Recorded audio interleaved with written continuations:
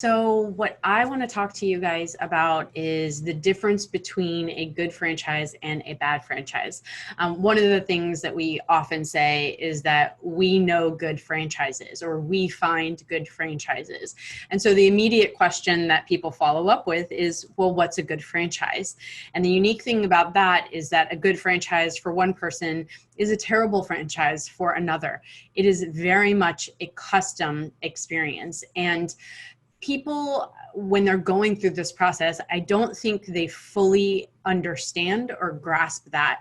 And it's because when they go out and they are a customer of these different businesses, they see the experience, they see the service, they try the foods, and they base their franchise purchase on those things instead of what is truly right for them. And when I say right for them, I mean that it is a franchise that helps them focus in their talents.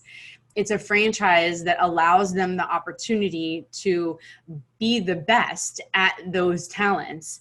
And when you're working in that space, things just start shifting for you. They start moving in the right direction for you. They start materializing in a way that you want them to materialize. And that's what we're looking for. So I want to put some definition around what is good versus bad. So each franchise system is its own unique business ecosystem. And you may have two different franchises that do the exact same thing, exactly the same. They both sell pizza, for instance, and they both have a similar looking location. But those two franchises can have completely different business models. So for one, the owner may be behind the counter working in the store and managing that store. And the other, the owner may be having a manager run the store, and their model is to have scale. So to have 3, 5, 10 units. And so the role of that owner is completely different. There's another thing too, the way that a franchise handles its owners, so the other franchisees, can be completely different. Some franchises are controlling franchises where they focus on follow the system, follow the system, follow the system. And there's really not a lot of leeway from following that system. Those are usually really well-developed brands. We call those the empire brands, where they don't give you a lot of push or pull. You do the system as they defined it, and that's it. And then there are other franchises that are really looking for a partner to build the business with them, and they collaborate on what's working and what's not working, and they help grow the system together. And so there's a wide range of types of franchise systems out there, and the role of the owner, the culture, the way that they treat you, how you interact with them, those are all things that really need to be considered. In addition to that, one franchise may have paper systems. They still operate off of paper charts and graphs that they use. And another franchise might have completely full, robust technology, which allows you to manage it remotely. So each franchise has just this huge variety of differences. And that's why it makes it much more complex than people originally think when they're going through the franchise award process. I have had the privilege of working, owning, managing, and investing in over 23 franchise systems. And we did that through 4 different franchises. So we owned units of those franchises, ran them, managed them. And so I lived the life of what it's like to be a franchisee.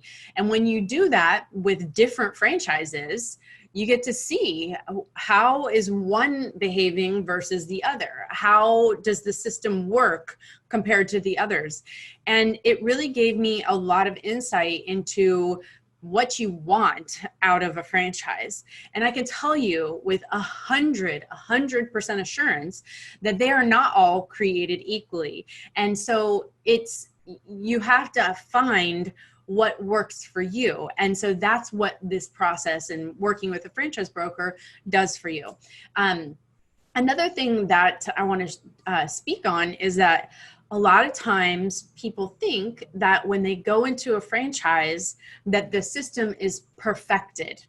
You really shouldn't be expecting perfection because nothing's perfect. Life is not perfect. Life is messy. However, you should be going at it and thinking about it as I'm a rational business person and I want the best for my business. So I'm going to look at the whole picture. So when you enter into the business with a more realistic approach instead of a purely optimistic approach, what it does is it helps you to be more strategic and calculated with the risks that you're taking. And when you do that, you're able to yield bigger returns for your family and for your future and get a lot more out of that franchise investment that you're making. So there's really a significant advantage to you, the franchise buyer, if it's done well.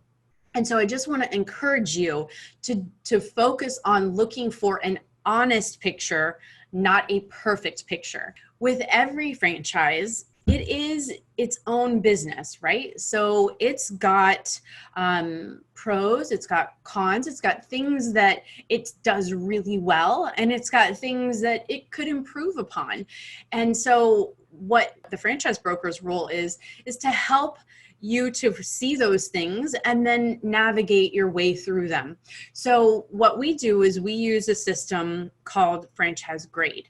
So Franchise Grade is an independent data analyst company and research company, and they analyze franchises on over 80 different factors. And so each year they look at roughly 3,000 different franchise systems. And in that review, they produce these reports.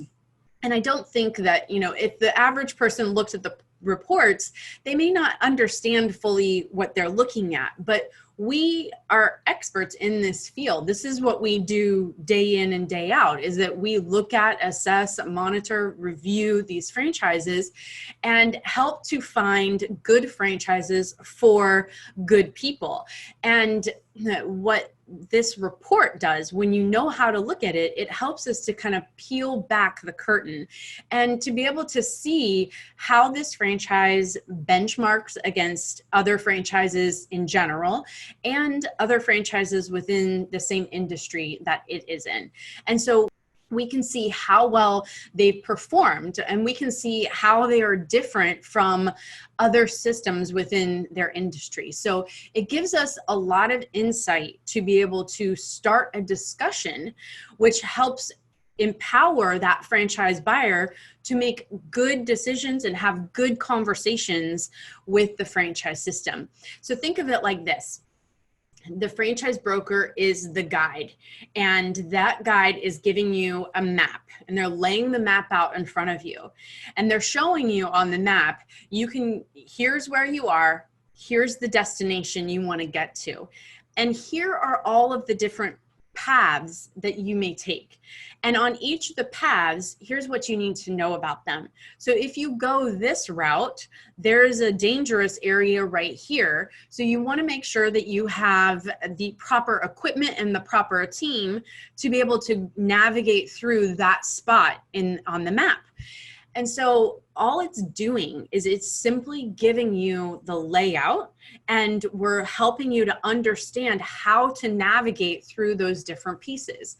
One of the ways that I became a successful franchisee is actually by doing that exact thing, by looking at the map of what the franchise had to offer, what some of the challenges were that they had, and then utilizing those challenges to pick up locations and pick up other franchisees' equipment and other franchisees' opportunities when they wanted to get out. So it gave me a chance to really grow our franchise location significantly to where we were the second largest franchisees in the Central Florida market.